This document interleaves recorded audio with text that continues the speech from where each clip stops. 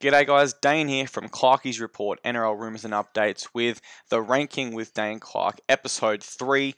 Today we're taking a closer look at the hookers of our game and ranking them 16 to 1.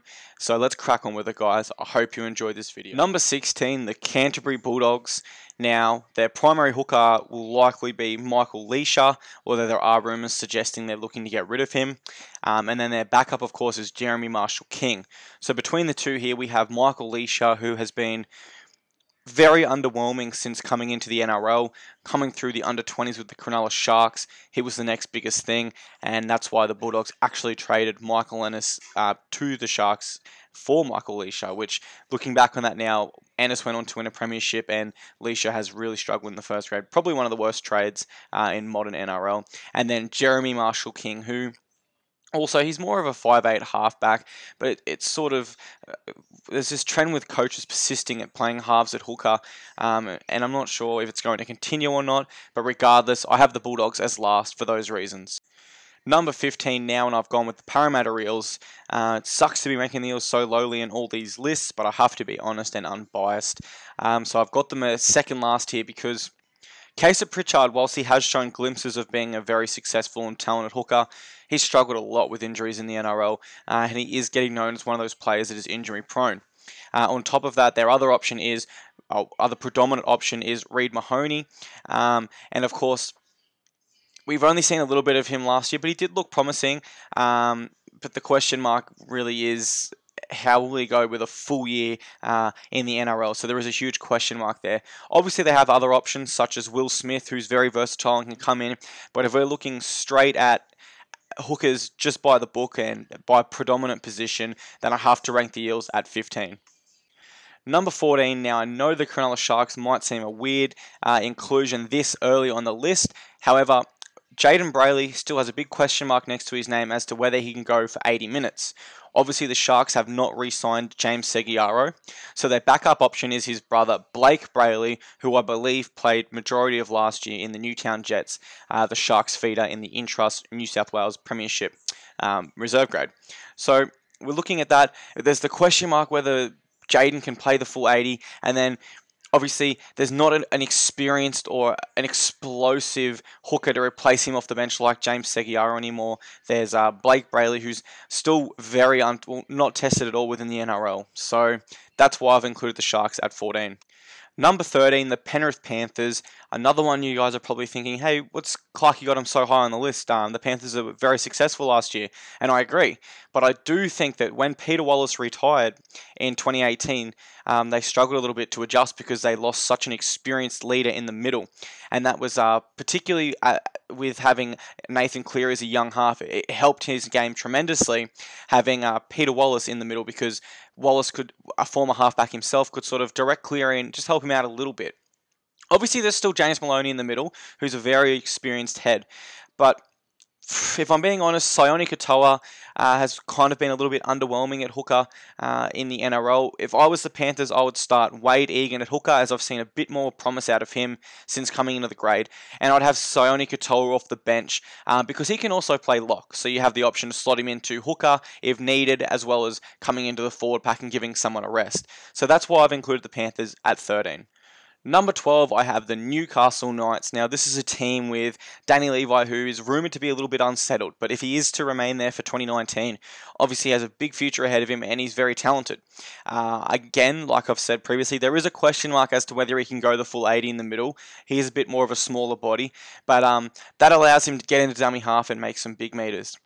If Slade Griffin was not injured, and again, there's a big question mark as to whether he will actually even play again, as unfortunately I think it was his third or fourth ACL, which is pretty devastating stuff for Slade.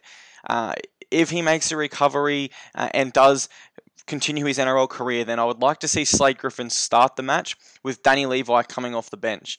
I think Slade Griffin is a bit more of a bigger body, and he can get through that early defensive work and then allow Danny Levi to come in and make those dynamic scoots from dummy half that we've seen from him already. And I think that will suit the Knights' style of play a lot more. So for those reasons, the question mark next to Levi for an 80-minute player, and the big question mark, will Griffin play again? I've included the Knights at number 12 on this list. Number 11, I've gone with the West Tigers. Now, obviously in his prime, Robbie Farah would rank a lot higher on this list. And I mean, no disrespect to Robbie by this, but obviously this is the final year of his career. A lot of punters were suggesting he should retire after last. I think Farah's still got enough in the gas tank that he can be a valuable asset to the Tigers in 2019. We look at their other options. Jacob Liddell is obviously their second name there. Now, there is rumours that the Bulldogs have offered him a contract, and the Bulldogs are, as I said, also looking to offload Michael Leisha. So if that occurred, you can almost guarantee that would free up the space where Liddell would accept that contract and become a NRL starting hooker. If he does remain at the Tigers, though, I think they're pretty justified sitting at number 11 on this list. As I said, Robbie Farah getting on in his career, likely in his final year. And Liddell, we just haven't seen enough out of him in terms of playing 80 minutes again, which is something I notice I'm saying a lot in these clips. But being an 80-minute hooker in the NRL seems to be more of a dying trend in the modern game. Just purely because of the workload they've got to get through in the middle, as well as always being there, always, looking left and right. Where's the best option to go? Where's my halfback? It's the mental side of it as well as the physical. But yeah, for those reasons, as I've said, I've had to put the Tigers at 11. Number 10, I've gone with the mighty Gold Coast Titans. Now, I think we could rank a little higher on this list, but I don't know when I watch the game if that's my Titan side coming out of me and, thinking what I'm seeing is better than it really is. But for what I see, from my point of view, I see Pizzi come out and get through a whole lot of defensive work in the first 60. And that allows Mitrain to come out and he makes some big meters for us off markers not getting square, a defender not getting up. The simple stuff that's always there in the first bit of the game until fatigue kicks in, and that's when you start making the little errors. And Mitch Rain makes defenses pay big time. A lot of Titans fans, are saying to swap Nathan Peets, and we don't need him anymore. And Mitch Rain's our hooker. Look how good he is. But I truly believe Mitch Rain would not be able to perform like he does in that last 20 if he had to do the tackling and the defensive efforts that Peetsy puts in the first 60. For those reasons, I've gone the Titans at number 10 on this list. Number 9, the Manly Sea Eagles. Now, Api Coruscant, I've been very impressed with his time in the NRL. He's obviously a Fijian international as well. Unfortunately, he was injured last year, but before that, he was enjoying a very successful season. Now, on top of that, they have Marnese Fainu, who came in when Api was injured, and he had a pretty strong end to the season. So, the Seagulls, their hookers aren't obviously the best in the game, but they're definitely hookers that, if the team was strong enough, would be capable of delivering a premiership to the Manly Beaches. So for that reason, I've ranked the Manly Seagulls at number 9. At number 8, the North Queensland Cowboys, and the Cowboys fans should be very excited in terms of their hookers in 2019. Now, Jake Granville is obviously always sort of had that question mark, can he play the full 80? And he's always sort of gone off, and they've had someone to replace him, whether that was Ben Hampton or Rory Kos-Jason and other candidates over the years. But now they have a genuine hooker with a lot of pace from dummy half, with a lot of vision, and most importantly, a lot of experience in Kurt Baptiste to come on and replace Jake Granville. The Cowboys, by the end of the year, when I do all my reviews, I would not be surprised if I'm ranking them a lot higher.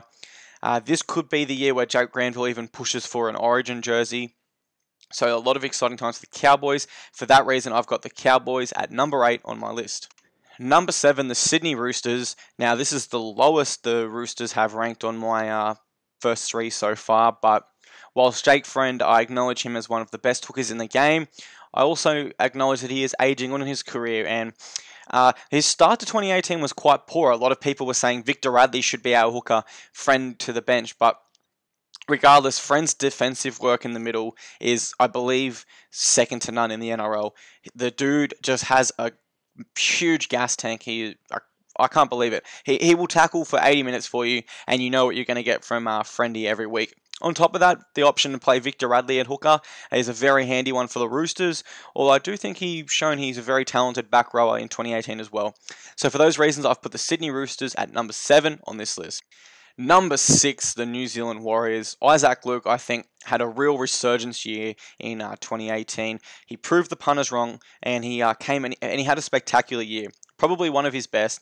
Also add in his experience now. He's a true leader to that Warriors side.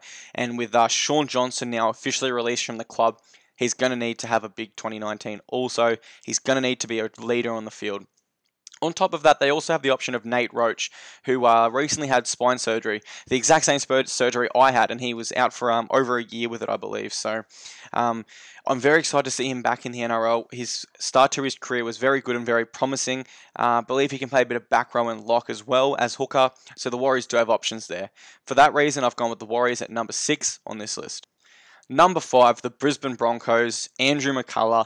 Now, I know a lot of people aren't fans of McCullough because he's not a real flashy player, and he's my friends have referred to him as a B-grade version of Cam Smith. And whilst that point could definitely be argued, he's a no-bullshit hooker. You know what you're going to get from Andrew every week. You're going to get a player that is reliable and there for the full 80 minutes. You're going to get a player that can offer a kicking game out of hooker and give the halves a bit of a break in that respect. But most importantly with Andrew McCullough, you're going to get a hooker that defends in the middle for the same intensity for the full 80 minutes. For those reasons, I've put the Brisbane Broncos at number 5. Number 4, the St. George Illawarra Dragons, Cam McInnes. Man, a lot of punters were arguing with Damien Cook for the New South Wales Blues jersey in 2018. I do believe Cook earned that jersey, and I think he definitely deserved it. He edged him out a little bit in that race, but regardless, Cam McInnes had a spectacular year. He will build on that in 2019, and I've got no doubt he deserves his spot at number 4 on this list. Number 3, the Canberra Raiders. Now, a lot of people consider Josh Hodgson to be the best hooker in the game, and to come back from an ACL surgery and do all that rehab like he did last year and come and straight away lead his side to a massive win over the West Tigers, which was largely down to him. He had, I think, as soon as he came on the field within the first 15 minutes, he had about 3 try assists there. His work around the middle and steering the Raiders ship is immense, and he's a big part of their game plan and big part of their team. Also, their other option in Saliva Havili, very talented, obviously an international player also, a player who can also play in the back row and the lock, so they do have some options there. For those reasons, we have to have the Canberra Raiders at number 3 on this list. Number 2, a no-brainer. I really don't have to discuss this one at all. Well, I will, because a lot of punters might be wondering how I've gone with Damien Cook as number 2 instead of number 1. I'll explain this further when I get to the number 1. But Damien Cook, what bad can we say about him? A bloke that gets in behind the Burgess brothers, making some huge meters. The speed of a winger in the middle for the full 80. His highlights from 2018 were spectacular. He's our Aussie hooker. He's the New South Wales Blues hooker. He definitely earned his spot at number 2 on this list. Number 1, I think this should come without any surprise, although I would understand if you were going to debate number 2 and 1 should be swapped. However, looking at it from a depth perspective, it has to be the Melbourne Storm. The Rugby League Players Association, Cameron Smith was overwhelmingly the number 1 vote for the best player in the game last year. How can we argue that? He's a referee, a coach out there, the best player in the world. And let's look who's coming off the bench, not to replace him, but to slot into the back row. Brandon Smith, the New Zealand international hooker. A hooker of a first-tier nation is coming off the bench for this team. It's really hard to not have them at number 1 here. They have to be the number 1, and in my opinion, by a very long shot. For those reasons, I've rounded out the list with the Melbourne Storm on top. Alright guys, and that's going to wrap up the video. I'm hoping I don't stuff up this outro because I've got everything in one take so far. That was so quick and great. I got it all in one take, so I'm real thrilled with that. So let me know, as always, guys, on Facebook, Instagram, down in the comments, whether you guys agree or whether you disagree, any changes you'd make. I'll get back to you like I always try my best to do. There'll be no videos for a couple days as I'm flying up to Queensland to see my family. So no videos, sorry guys. You'll have to do without. I'm sure you would have been fine anyway, but I hope you guys enjoyed. And I'll see you guys on Facebook and Instagram with some latest rumours and updates. My name's Clarke, Clarke's Column. Get around it, boys. Big 2019 planned. Thank you very much for watching, ladies and gentlemen. This shit gets stoned. I take your eyes to see the moon. Take your body to the